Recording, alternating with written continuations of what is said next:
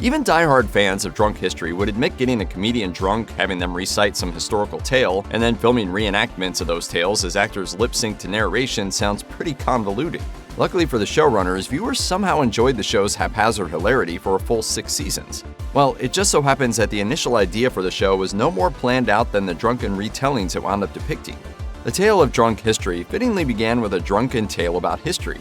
As co-creator Derek Waters told Entertainment Weekly in 2019, the first spark of inspiration for his future hit show dates back to 2007. Waters and his friend actor Jake Johnson were unemployed at the time. One night, Waters was listening to a trashed Johnson tell an obviously apocryphal story about soul legend Otis Redding. Johnson described a goodbye scene between Redding and his wife Zelma Atwood, quoting each character using different voices. The whole time, Waters doubted the story was true at all. Waters told No Film School that at the time he wasn't happy with how online comedy was all about, quote, hits and not content.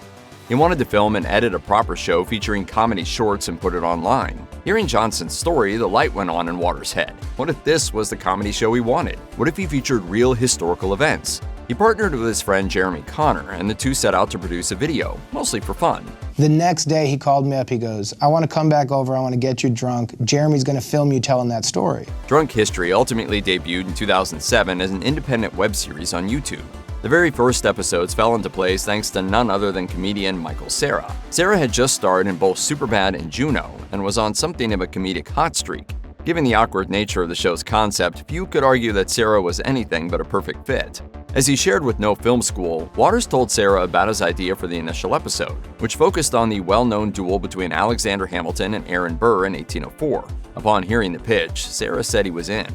The episode went on to feature Cera, Waters, Johnson, and actress Ashley Johnson, no relation. The funny thing is, Waters didn't post it online right away. He only thought to do so later when he was, quote, bored during the holidays. From there was no stopping the show. The small independent show continued to gain steam thanks to Jack Black playing Benjamin Franklin in its second and third episodes. Then in 2010, Will Ferrell starred in the show's 6th episode alongside Don Cheadle. Their performance earned the show the Sundance Film Festival's Jury Prize in Short Filmmaking in 2010. Like all Drunk History episodes, a huge chunk of its success centered on the narrator, which in this case was comedian Jen Kirkman.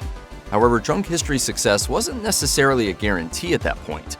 As Waters told No Film School, Comedy Central expressed interest in picking up the show following the 2010 Sundance win, but Waters was unsure because he didn't think that the central premise of an actor acting out a comedian's drunken words could be more than just bit comedy. So Waters began traveling to various US cities to learn local history and based episodes on that.